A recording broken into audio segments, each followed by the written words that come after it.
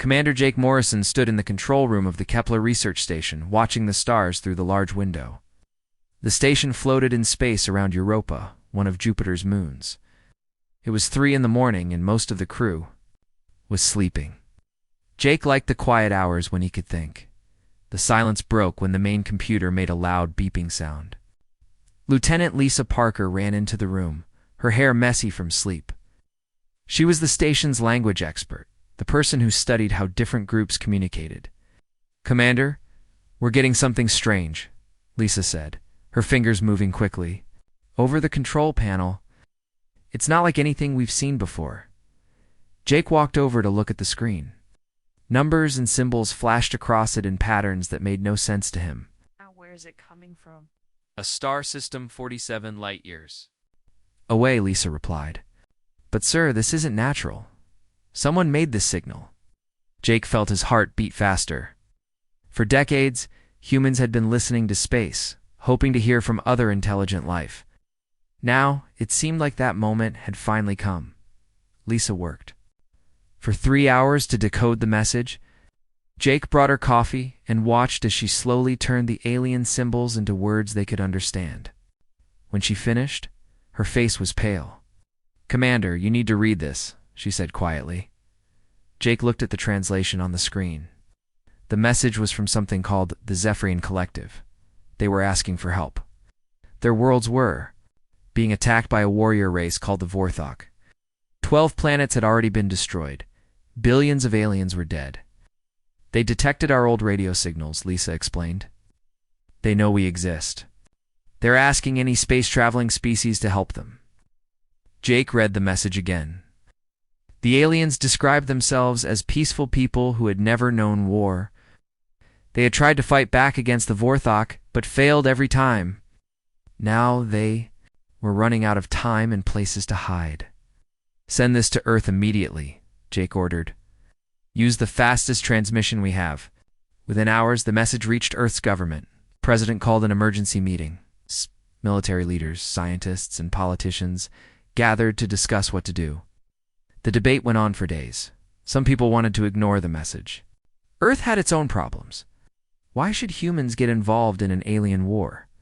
Others argued that this was humanity's chance to join the larger community of intelligent life in the galaxy. Captain Danny Rodriguez received the call while he was eating breakfast in his quarters on the UES Defender. The ship was humanity's most advanced vessel, built with new technology that could travel faster than light. Danny was 50 years old and had spent most of his life in space. He had fought in the wars near the asteroid belt and knew what real combat looked like. "Captain Rodriguez, you're needed in the briefing room," the voice on the communication system said. Danny put down his coffee and walked through the ship's corridors. The Defender was home to 200 crew members. They were all skilled professionals. None of them had ever met an alien before. In the briefing room, Danny found his senior officers waiting. Dr. Amanda Wells, the ship's expert on alien life, was studying data on her tablet. Lieutenant Commander Rick Hayes, the pilot, was looking at star charts. Major Tony Clark, the tactical officer, was reviewing weapon systems. "Ladies and gentlemen," Danny began, "we've received new orders from Earth Command. We're going to make first contact with an alien species." The room fell silent. Everyone knew this day might come, but it felt strange now that it was happening. Dr. Wells spoke first. "The biological data we have is limited, but the Zephrians appear to be much larger than humans. They evolved on worlds with low gravity and perfect weather conditions. They've never experienced violence the way we have." "What about these Vorthach?" asked Major Clark. "They're the opposite," Dr. Wells replied. "They're a warrior culture that has been expanding across the galaxy for centuries. They destroy everything in their path and take what they need." Danny studied the star charts. The journey to Zephrian space would take 3 weeks using their fastest engines. Once they arrived, they would be completely alone, with no backup from Earth. "Sir," Lieutenant Commander Hayes said, "are we really going to fight an alien army with just one ship?" Danny looked around the room at his officers. They were all experienced, all brave, but he could see the worry in their eyes. "Oh, we're not going," There to fight, he said. We're going there to help. Maybe we can find a peaceful solution. Dr. Wells shook her head. Captain, I've been studying the data. The Zephrians have tried peaceful solutions for months. The Vorthach only understand strength. If we're going to help these people, we need to be ready for war. That night, Danny couldn't sleep. He walked through the ship checking on his crew. In the medical bay, Dr. Wells was preparing for the possibility of treating alien injuries. In the engine room, the engineers were making sure their systems could handle the long journey. In the weapons bay, the Marines were checking their equipment. Sergeant Kelly Thompson was leading a training exercise when Danny found her.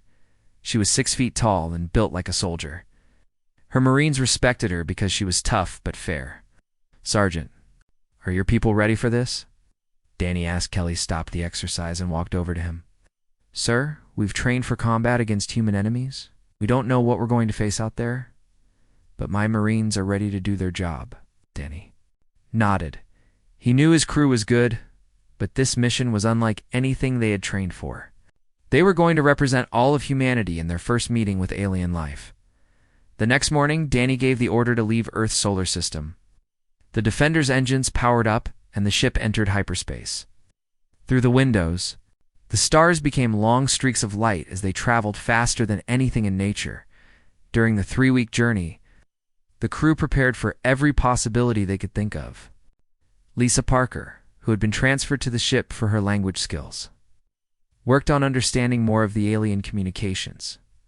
Dr. Wells studied the biological data, trying to understand how the Zephrians and Vorthach were different from humans. Danny spent hours in his quarters reading reports from Earth's military history.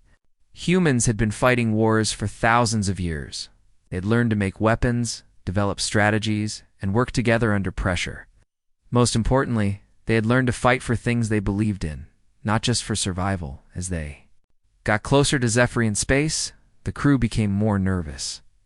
They were about to meet beings from another world, beings who were asking for help against an enemy that had already destroyed 12 planets. Captain Lisa Parker reported from the communication station. We're receiving multiple signals from the Zephrian system. Sounds like there's a battle happening right now. Danny looked at the display screen. They were still hours away from arriving, but they could already detect the energy signatures of a massive space battle. Ships were fighting and dying while the Defender raced through hyperspace. All hands prepare for immediate combat operations, Danny announced over the ship's communication system. We're going into a war zone. The crew moved quickly to their battle stations. They had trained for this moment, but nothing could have prepared them for what they were about to discover.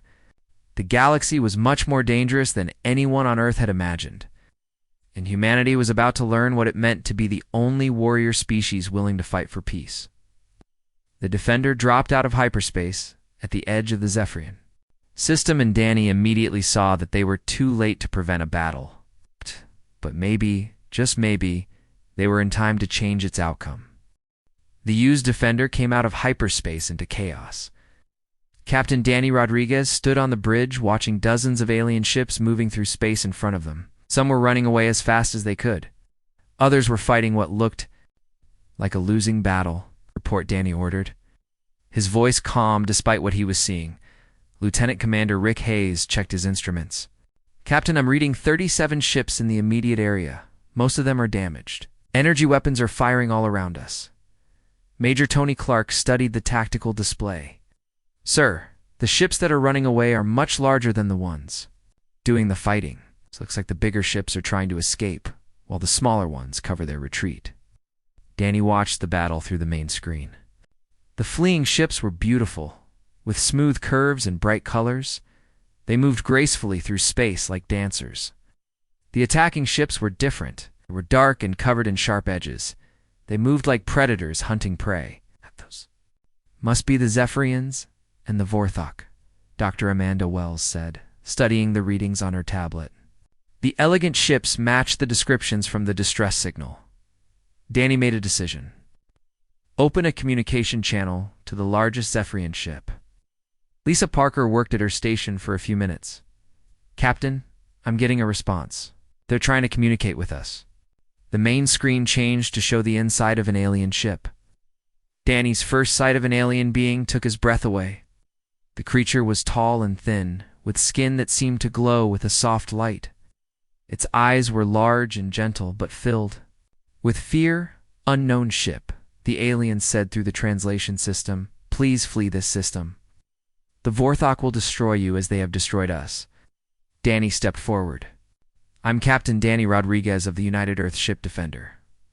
We received your distress signal. We're here to help." The alien's eyes grew even wider. "You are the humans, but you are so small, and your ship is tiny compared to ours. How can you help when our great fleets have failed? We'd like to come aboard your ship and talk," Danny said. "We can work together to find a solution." The alien looked uncertain. "I am Ambassador Nexera of the Zephrian Collective, if you wish to risk your lives for us. We will allow you to board, but I fear you do not understand the danger you are in." 20 minutes later, Lieutenant Commander Hayes piloted a small shuttle toward the Zephrian flagship. Danny, Dr. Wells, and Sergeant Kelly Thompson were with him. They all wore their best uniforms, knowing this would be humanity's first impression on alien life. The Zephrian ship was massive. It was 3 times longer than the Defender and covered in what looked like crystal windows. As they got closer, Danny could see that it was also badly damaged. Parts of the hull were torn open, and some of the crystal windows were cracked. "They're not very good at building warships," Kelly observed. Dr. Wells was studying her readings. "That's because they're not warships. These are exploration vessels, maybe colony ships. They're trying to fight with ships that were never meant for battle." Shuttle landed in a docking bay that was unlike anything the humans had ever seen. The walls were covered in plants that glowed with soft light. The air smelled like flowers. Everything was designed to be beautiful and peaceful. Ambassador Nexera was waiting for them with several other Zephrians. Up close, Danny could see that they were even more fragile looking than they had appeared on the screen. They were 7 feet tall, but seemed to weigh less than humans half their size. Their movements were slow and careful, like they were afraid of breaking something. "Welcome to our ship," Nexera said, her voice barely above a whisper. "I must warn you, we have wounded here. The sights may be disturbing to your people." As they walked through the corridors of the ship, Danny saw what she meant. Injured Zephrians lay on soft beds, tended by others of their kind. But the injuries were not what he had expected. There were no laser burns or missile wounds. Instead, the aliens seemed to be suffering from shock and terror. They're dying of fear. Dr. Wells whispered to Danny, "Their nervous systems can't handle the stress of battle." They reached a large room filled with comfortable chairs and soft lighting. Ambassador Nexera gestured for them to sit. Other Zephrians brought them drinks that tasted like fruit juice. "Tell us about your enemy," Danny said. Nexera's whole body seemed to tremble. "The Vorthach appeared in our space 6 months ago. They gave us a simple message: surrender or die. We tried to negotiate, to find a peaceful solution. We offered to share our technology, our resources, anything they wanted." "What did they say?" Kelly asked. "They said that showing weakness only made them hungry for more. Billions of my people are dead." Sarah's voice broke. "We had never known violence before. We don't understand how to fight." Dr. Wells leaned forward. "Tell us about your species. How did you develop space travel without ever fighting wars?" "Our worlds were perfect," Nexera explained. "The weather was always good. Food grew everywhere. We had no predators, no diseases, no natural disasters. We'd learned to work together because there was no reason to fight. When we met other species in our region of space, they were like us. We formed the collective to explore the galaxy and learn from each other." Danny began to understand. The Zephrians had evolved in paradise. They had never needed to develop weapons or learn to fight. They had achieved space travel through cooperation and scientific advancement. "What about the Vorthach?" he asked. "They are the opposite of us," Nexera said. "They come from a world where only the strongest survive. They have been expanding across the galaxy for centuries, taking what they need and destroying everything else. They see our peaceful nature as weakness." Suddenly, alarms began sounding throughout the ship. A Zephrian rushed into the room, speaking rapidly in their own language. Nexera's face turned pale. "They're here," she said. "A Vorthach battle fleet has just arrived. They're demanding our surrender." Danny stood up. How many ships? 15, Nexera replied. Each one is larger and more powerful than anything we have. We have 30 ships, but most are damaged, and our people are too frightened to fight effectively. Danny activated his communication device. Defender, this is the captain. What's our status? Hayes' voice came through clearly. Captain, we're detecting 15 large ships entering the system. They're moving into attack formation. Zephrian fleet is scattering. Danny looked at Ambassador Nexera. We need to get back to our ship. But first, I want you to know something. My species evolved very differently from yours. Our world was dangerous. We learned to fight because we had to. We learned to work together because alone we would all die. But you are so small, Nexera said. Why can you fight beings that have conquered 67 worlds? Kelly Thompson smiled, and there was something in her expression that made the aliens step back. Ma'am, humans have been fighting each other for thousands of years. We've learned to be very good at it. But we've also learned when to fight and when to protect others. As they hurried back to the shuttle, Dr. Wells explained more to the confused aliens. You need to understand something about humans. We evolved on what you would call a death world. Everything on our planet tried to kill us. We survived by becoming the most dangerous predators on Earth, but we also learned to protect those who couldn't protect themselves.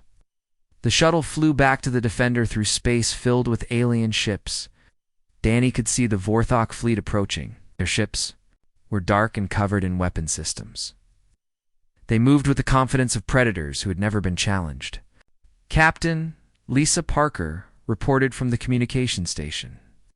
We're receiving a transmission from the Vorthach fleet. Put it on screen, Danny ordered.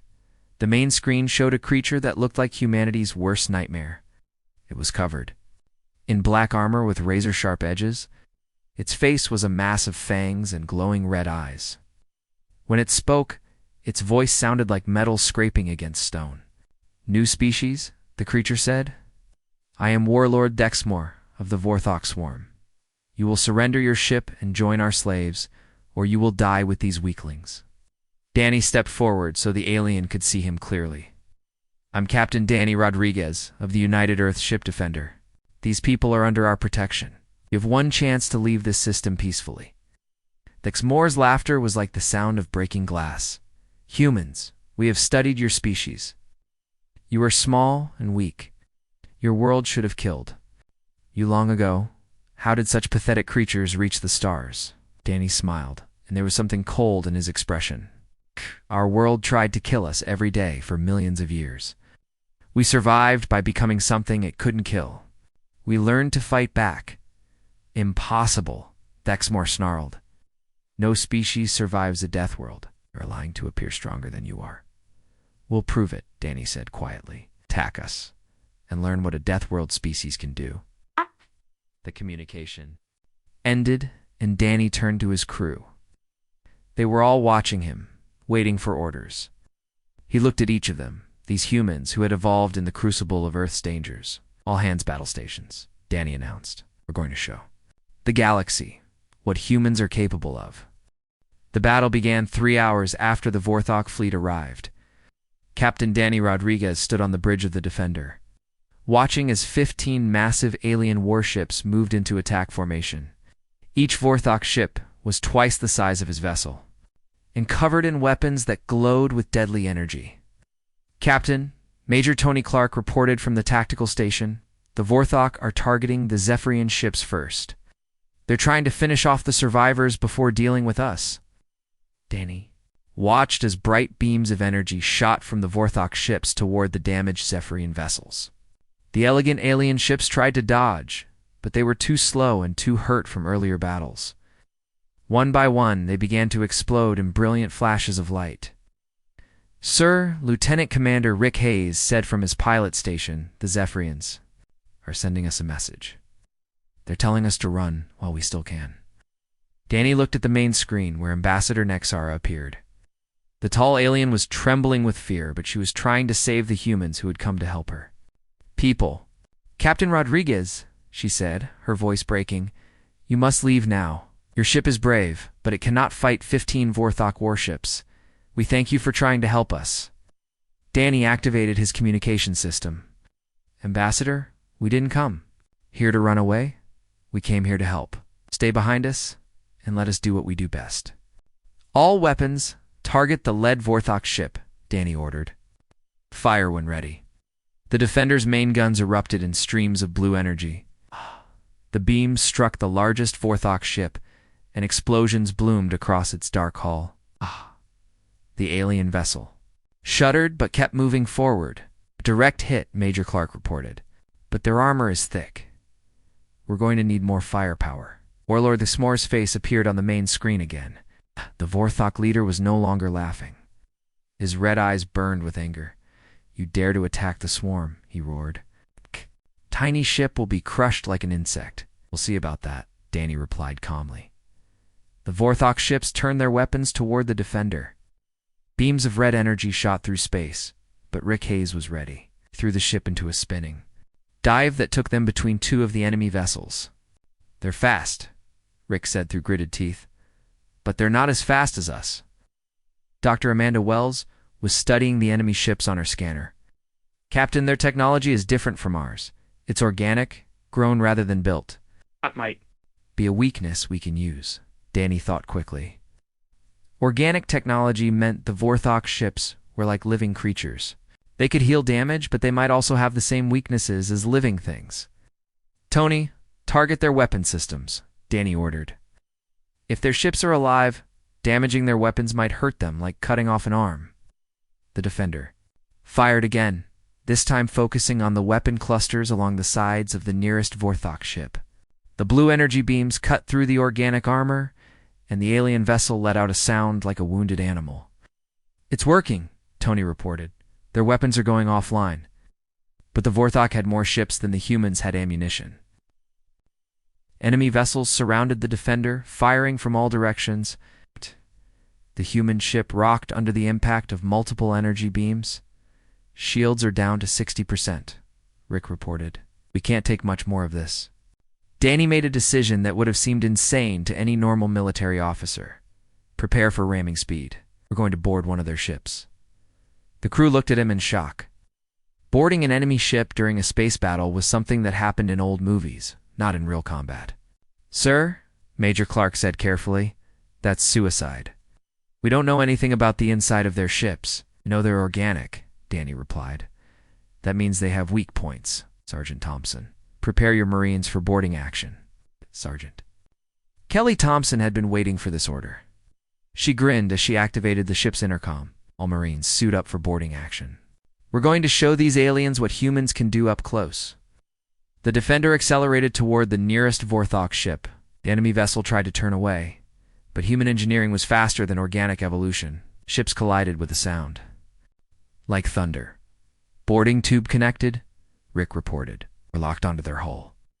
Kelly led 12 Marines through the boarding tube into the alien ship. The inside was like a nightmare. The walls were covered in organic material that pulsed like a heartbeat. The air was thick and humid and everything smelled like rotting meat. Stay together, Kelly ordered her Marines. Watch for movement in the walls. The Marines moved through the corridors of the Vorthach ship like ghosts. They had trained for urban combat on Earth, fighting in buildings and tunnels. This was different, but the basic principles were the same. Peter Grant, one of Kelly's Marines, was the first to encounter a Vorthach warrior. The alien was 8 feet tall and covered in natural armor that looked like black metal. It had 4 arms, each ending in claws that could cut through steel. The Vorthach warrior charged at Peter with a roar that shook the corridor. Peter raised his rifle and fired 3 shots at the creature's center of mass. The bullets tore through the alien's armor, and it fell to the floor. These things are tough, Peter reported, but they're not bulletproof. Kelly led her team toward what looked like the ship's command center. They fought their way through corridors filled with Vorthach warriors, each one more dangerous than the last, but the humans had advantages the aliens didn't expect.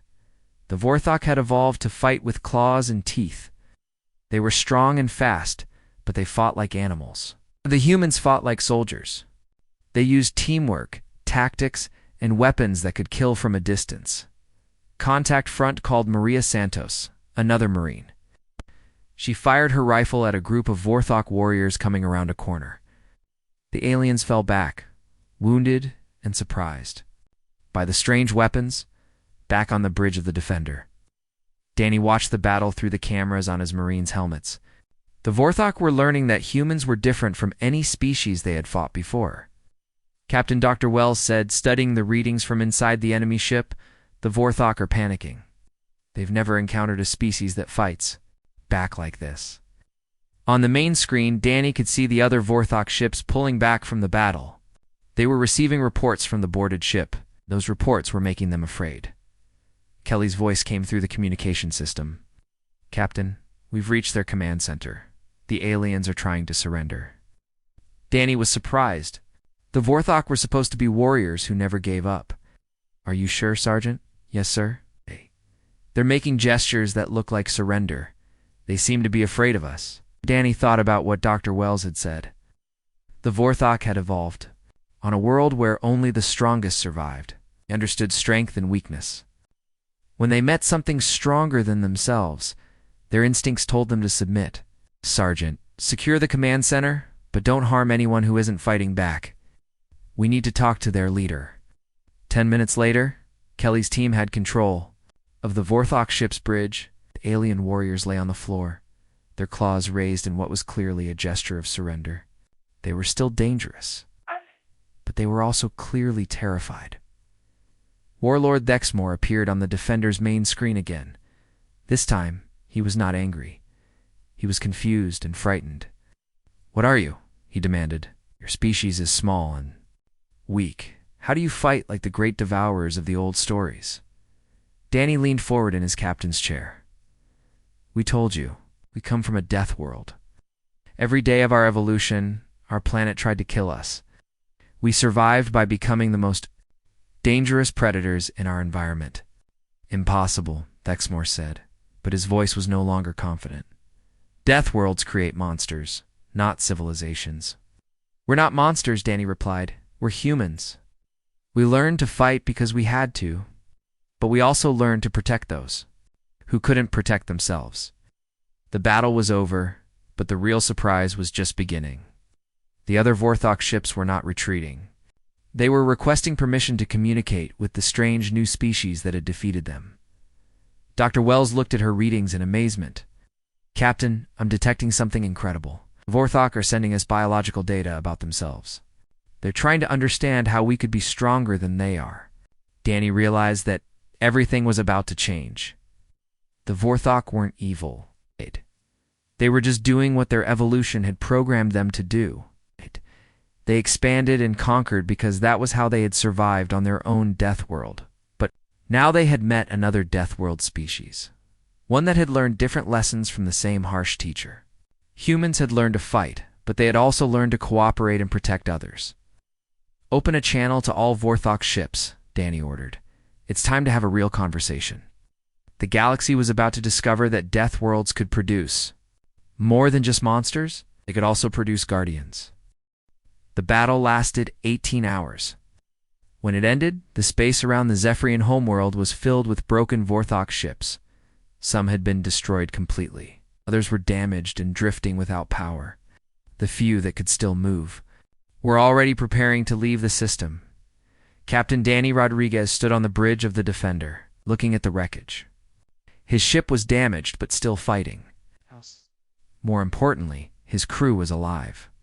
Sergeant Kelly Thompson and her Marines had returned from the Vorthach ship with stories that would change how the galaxy thought about humans. Lieutenant Commander Rick Hayes reported, the surviving Vorthach ships are requesting permission to leave.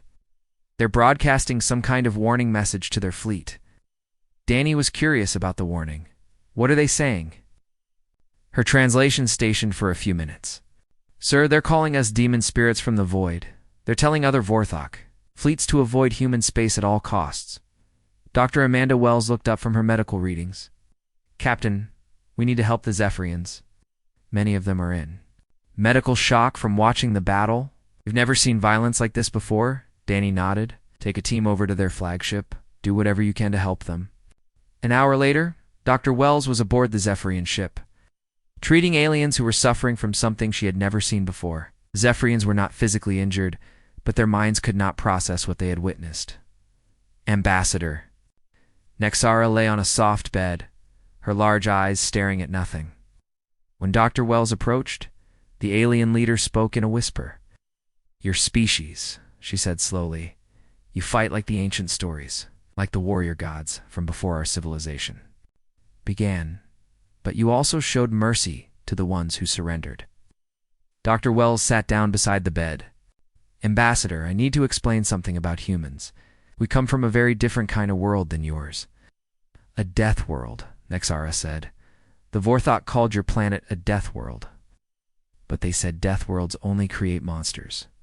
"They're wrong," Dr. Wells replied. "Death worlds create survivors. Earth tried to kill us every day for millions of years. The weather could freeze us or burn us. Wild animals hunted us. Diseases killed entire tribes. We had to fight for every meal, every drink of clean water." Nexara tried to understand. "But how did you become civilized?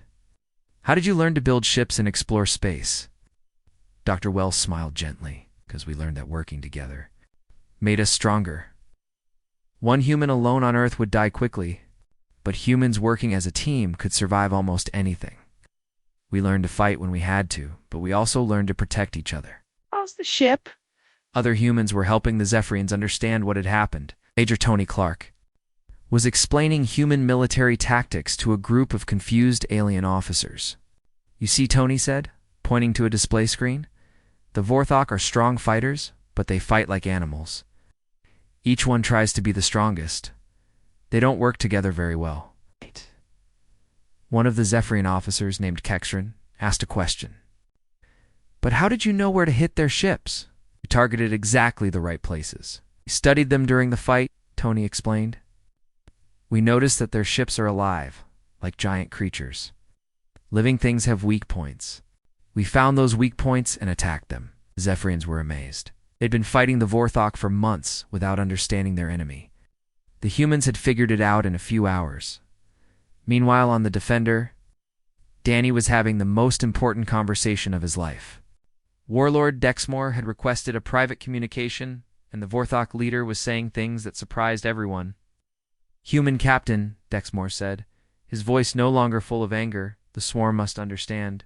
Does a death world species achieve space travel? Death worlds create killers, not builders."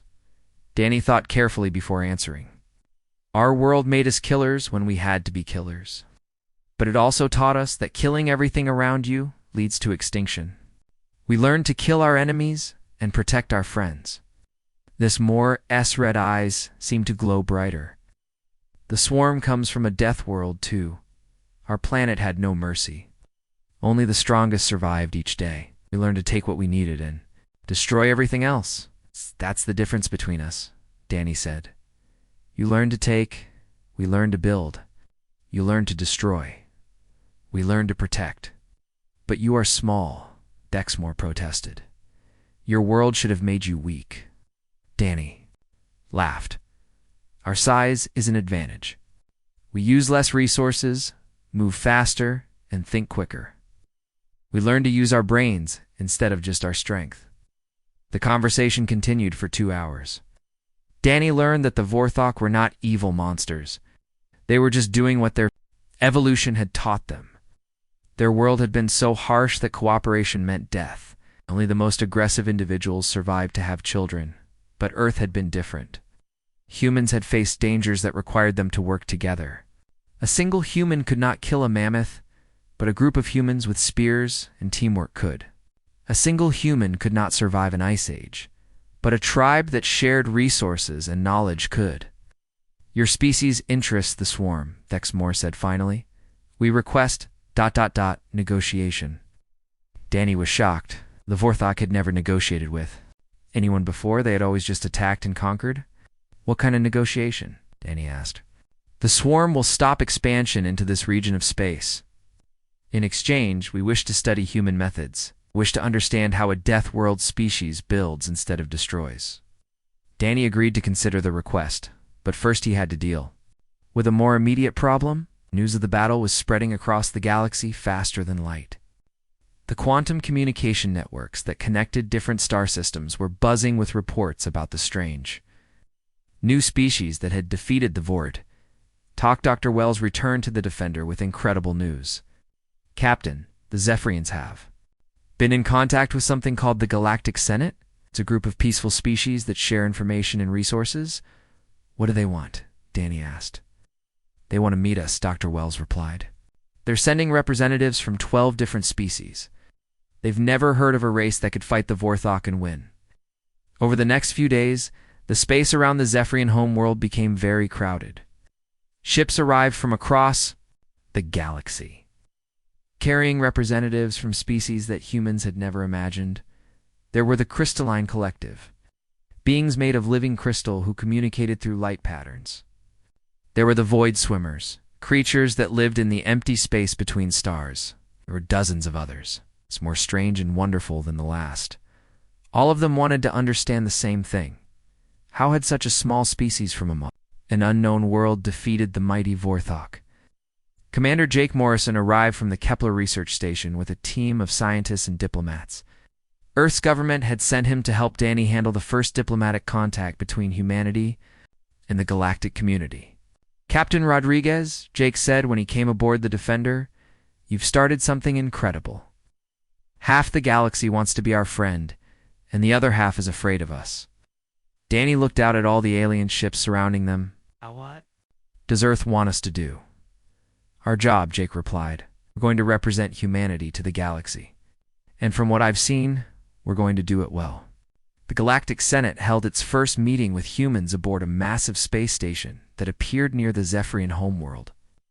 The station was beautiful, made of materials that seemed to glow with their own light.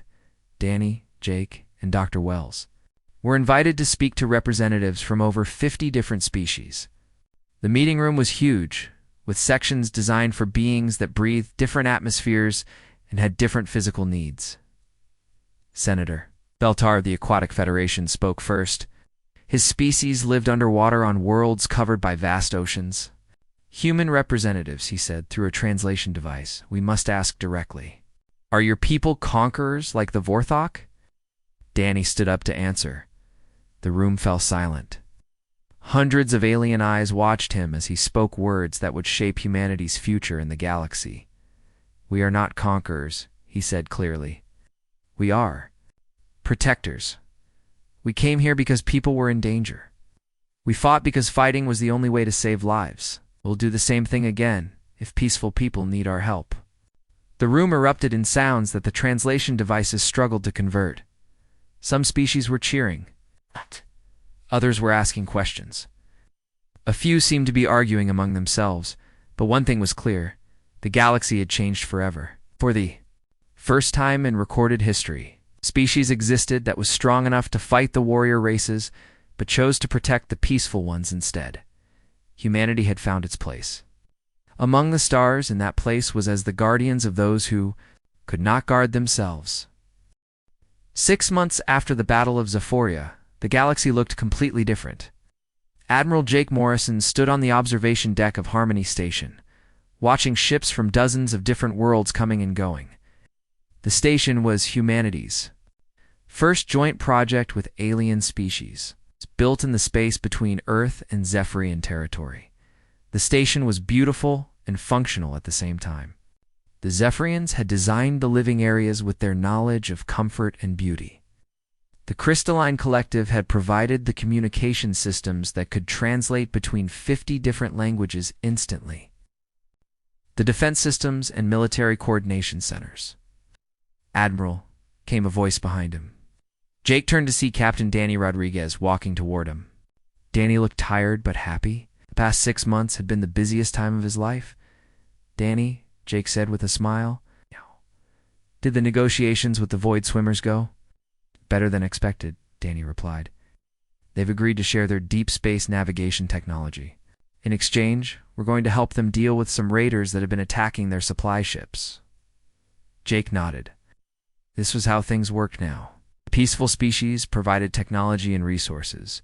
Humans provided protection and military expertise.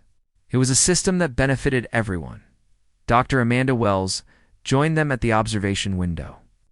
She was now Earth's chief of xenobiology, responsible for studying all the different alien species they had met. Her job had become much more interesting in the past 6 months. "The medical exchange program is working well," she reported. "The Aquatic Federation has shared treatments for diseases we didn't even know existed, and our trauma medicine has saved thousands of lives across the galaxy." "What about the Vorthach?" Jake asked. Danny's expression became more serious. "That's the most surprising development of all. Warlord Dexmore has been true to his word. They've stopped their expansion and started asking for our help with something." "Help with what?" Jake asked. "It's learning how to build instead of destroy," Danny explained. "It turns out that the Vorthach want to change, but they don't know how. Their entire culture is based on conquest and survival. They're asking us to teach them cooperation." This was something no one had expected. The galaxy's most feared warriors wanted to learn peace from the species that had defeated them. It was proof that even the most aggressive creatures could change if they were shown a better way. Lieutenant Commander Rick Hayes approached the group. He was now in charge of the new Galactic Defense Fleet, a joint military force with ships and crews from multiple species. Admiral Rick said, "We've received another request for assistance. The methane breathers in the Outer Rim are reporting attacks by something called the Shadow Collective." Jake sighed. Every week brought news of a new threat somewhere in the galaxy. The peaceful species had been hiding from warrior races for so long that many dangerous groups had grown strong in the empty spaces between civilized worlds. "What do we know about the Shadow Collective?" Jake asked. Dr. Wells checked her data tablet. "They're pirates mostly. It's different species working together to raid cargo ships and isolated colonies. They're not as organized as the Vorthach were, but they're causing a lot of damage. Send the 3rd Defense Squadron," Jake ordered. "But make sure they try negotiation first. Some of these pirate groups might be willing to change if we give them the chance." This was humanity's new role in the galaxy. They were the peacekeepers, the ones who stood between the innocent and those who would harm them. It was a role they had never asked for, but one they were learning to handle well. Sergeant Kelly Thompson entered the observation area, wearing the new uniform of the Galactic Defense Forces. She was now Colonel Thompson, in charge of training alien species and combat techniques. Admiral Kelly said, "I have an update on the Zephrian warrior program." Jake raised an eyebrow. "The Zephrians have warriors now?" Kelly smiled. "They're not warriors the way we think of warriors, but they're learning to stand up for themselves. Can't protect everyone all the time, so we're teaching peaceful species how to defend their own homes." This had been one of humanity's most important contributions to galactic peace. Instead of just fighting for other species, humans were teaching them to fight for themselves. It wasn't about creating armies, but about giving peaceful beings the confidence to say no to bullies. "How are they doing?" Donnie asked. "Better than expected," Kelly replied. "They'll never be soldiers like humans, but they don't need to be. They just need to be strong enough that raiders and pirates will look for easier targets." A soft chime sounded throughout the station. Lisa Parker's voice came over the communication system. She was now Earth's chief diplomat, responsible for managing relationships with dozens of alien governments. "Admiral Morrison, please report to the diplomatic center. We have visitors from the Galactic Senate." Jake and his team made their way through the station's corridors. Everywhere they looked, they saw humans and aliens working together. In the engineering sections, human technicians worked alongside crystalline beings to improve the station's systems. In the medical bays, Dr. Wells' staff treated patients from a dozen different worlds. The diplomatic center was a large room designed to accommodate many different types of beings. When Jake arrived, he found representatives from the Galactic Senate waiting for him. Senator Veltar of the Aquatic Federation was there, along with delegates from the insectoid hives and the energy beings. "Admiral Morrison," Senator Veltar said through his translation device, "we have come to discuss a formal proposal. The Galactic Senate wishes to offer humanity membership with full voting rights." Jake was surprised. 6 months ago, nobody in the galaxy had heard of humans. Now they were being invited to join the oldest political organization in known space. What would membership mean? Jake asked. It would mean that humanity becomes an official protector of galactic peace, Senator Veltar explained. You would have the authority to intervene in conflicts and the responsibility to maintain order in your assigned sectors. Jake thought about this carefully. It was a huge responsibility. Earth would become the galaxy's police force, the species that other worlds called when they needed help. We'll need to discuss this with our government, Jake said. But I think I can guess what their answer will be. 2 weeks later, the answer came from Earth. Humanity accepted membership in the Galactic Senate and the role of galactic peacekeepers. The ceremony was held aboard Harmony Station, with representatives from hundreds of worlds attending. President Sarah Mitchell of Earth spoke to the assembled aliens through a translation system that had been improved by the best scientists in the galaxy. 6 months ago, she said, humanity received a call for help from people we had never met. We answered that call because it was the right thing to do. Today, we accept the responsibility to answer all such calls wherever they may come from. The ceremony was interrupted by an urgent message from the Outer Rim. The Shadow Collective had attacked a civilian colony, and the local defense forces were asking for help. Admiral Morrison looked at the assembled representatives. This was the test of humanity's new role. Everyone was watching to see what the humans would do. Captain Rodriguez, Jake said formally, take the first defense fleet and respond to the emergency. Show them what human peacekeepers can do. Danny saluted and left immediately. Within an hour, 12 ships carrying human crews and alien volunteers were heading toward the Outer Rim at maximum speed. Dr. Wells watched the ships leave through the observation window. Do you think we're doing the right thing? She asked Jake. Jake looked out at the stars. Thinking about everything that had happened since they first heard the Zephrian distress signal. We're doing what humans have always done, he said. We're protecting those who can't protect themselves. The galaxy was vast and full of dangers. There would always be warrior races, pirates, and others who chose to hurt innocent people. But now, there was also something new. A species that had learned to fight not for conquest, but for protection. As Jake watched the defense fleet disappear into hyperspace, he thought about the future. Humanity had found its place among the stars. They were the guardians, the protectors, the ones who stood between the darkness and the light.